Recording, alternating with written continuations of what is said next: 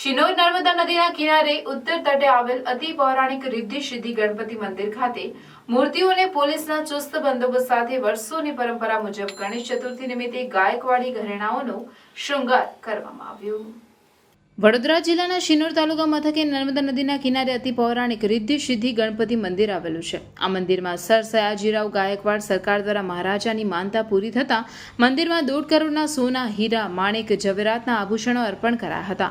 આ આભૂષણો હાલ શિનોર મામલતદાર હસ્તક હોવાથી સરકારી તિજોરીમાં રાખવામાં આવ્યા છે। ત્યારે દર વર્ષે ગણેશ ચતુર્થી નિમિત્તે રિદ્ધિ સિદ્ધિ ગણપતિ મંદિર ખાતે મૂર્તિઓને પરંપરા અનુસાર ઘરેણાઓનો શૃંગાર કરવામાં આવે છે। ત્યારે દર વર્ષની જેમ ચાલુ વર્ષે પણ ગણેશ ચતુર્થી નિમિત્તે પોલીસના ચુસ્ત બંદોબસ્ત સાથે રિદ્ધિ સિદ્ધિ ગણપતિ મંદિર ખાતે મૂર્તિઓને ઘરેણાઓનો શૃંગાર કરવામાં આવ્યો હતો। આ પ્રસંગે શિનોર તાલુકા વહીવટી તંત્રના અધિકારીઓ અને કર્મચારીઓ ઉપસ્થિત રહ્યા હતા।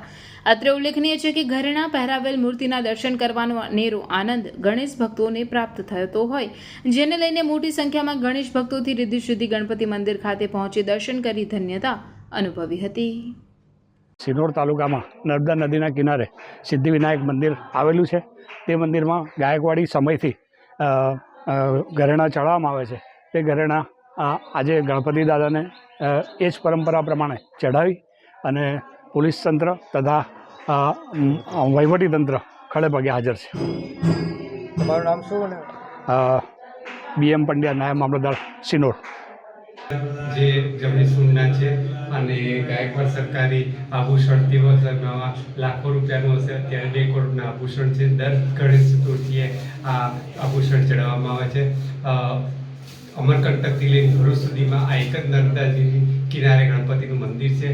બાકી બધા મહાદેવના મંદિર છે। આ દર વર્ષે ઉત્સવ થાય છે, યજ્ઞ થાય છે, ભોજન સમારંભ થાય છે અને સર્વ ભક્તો ખુશ થઈ આનંદ કરી ભગવાન ગજાનન ગણપતિ અને સિદ્ધિવિનાયક દાદાના કૃપા આશીર્વાદ પામે છે।